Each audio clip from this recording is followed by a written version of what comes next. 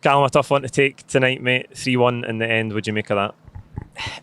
It's a sore one. Of course, you never want to come to a home game and lose 3-1 in Europe. It was a little bit of a lesson in reality. I thought they were outstanding from times. A team that are in pre-season modes showed us where we still need to go, and a lot of people told us that under Postecoglou you'll get some right good results and you'll also take some sore ones.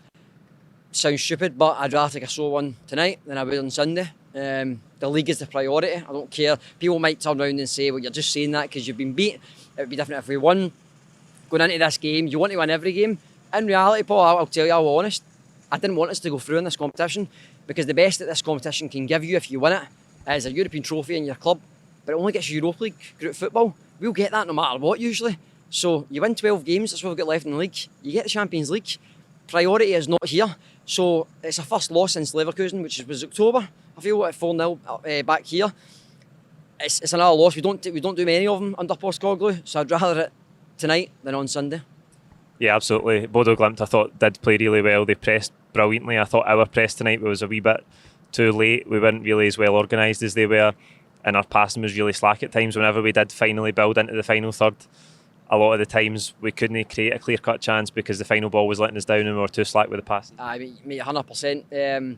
We kind of played into their hands, I felt, a lot. I think at the start, I think Postecoglou will need to hold his hands up. I'm not seeing his interview yet, but I think he got the team wrong. Playing O'Reilly and Rogic, you'll get away with probably in Scotland because of the talent, you'll get out. In Europe, you'll just be punished. And what is it with Scandinavian teams coming here? I can think of Malmö's, Copenhagen's, now them to the list. Scandinavian teams are not the team you want to play. The one thing that they're brilliant of is they're well drilled. They can run. They'll run you into the ground. And they wanted it more tonight. It's football. Football can be about talent, but number one, it's about your effort. If you don't have effort, you ain't going to get anywhere in the game. And teams like that show you on a budget-wise. I'm guessing we are miles ahead of them. Structure-wise, football club-wise, we're miles ahead of them. But they showed on the pitch they're miles ahead of us, and that's just reality and where we are. And they kind of teach us a lesson, but as I says, it's one of the ones where it's not detrimental to the season, and we just need to keep going on Sunday.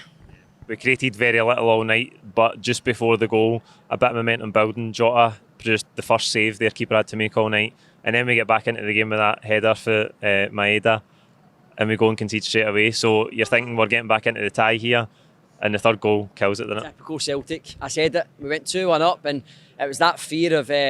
I'm trying to think, was it Copenhagen? We scored to make it 1 each last time with a penalty here, and then boom, straight up the other end, 2-1, you're out. You're out of the competition.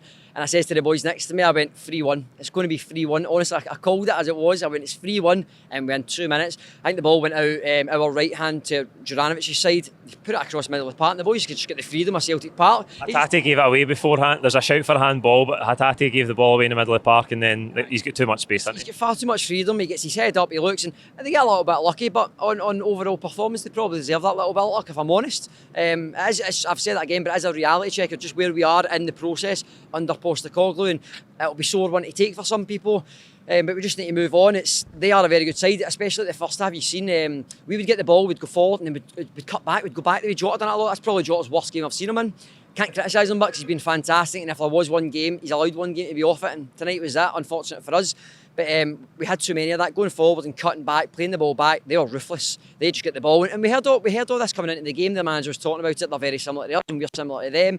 They're in the process of further down. I think he's been there 2 years, 3 years. So they're in further, and they're getting players in that already know the system. They recruit well, and then they play well. I think they had a couple of new signings today that haven't played many games because it's their pre-season. And they showed that they can fit into that system. So it's not about your talent, it's about can you play the system. And Celtic found out tonight some players might not be able to play that system in European football for us, like maybe Rogic and O'Reilly in the same team. Absolutely, I think they were better than us tonight. No getting away for that. Got to just come here on Sunday and beat Dundee. That's the priority now, isn't it? Mate, massive, honestly, it's massive. And I know how everybody's going to look on tonight, that obviously across the city they've got a really good result. And we've obviously got a bad result, and if you looked on it before the night, you'd say Celtic are probably favourites to win, and they're obviously favourites probably to lose out of the two, and it's been the reverse. But psychologically, as we've got 12 games left in the league, we've got 12 games. There's 2 derbies to go, so we've got 10 against the rest. We've got Hibs coming up soon away. I think we've Livingston away. Massive game. No one there in 16, 17 years. Paul Lambert was captain. Huge games. You get them done. You don't need European games in between them. You just don't, and people can disagree or they can agree, but I don't see the priority of playing games. I think the next 2, if we were to get through the tie, next Thursday, is in between the Scottish Cup. So we've got Dundee United away. Patch playing another team away from home and then Dundee United in the Scottish Cup. You're just adding more. Look at the injuries we've got with hamstrings because we've played the style we play. We can't do it with the amount of games we play. It's a blessing in disguise. Sore one, but it is a blessing in disguise possibly at the end of the season. Time the end of the season comes round. If we win the title, nobody will remember this.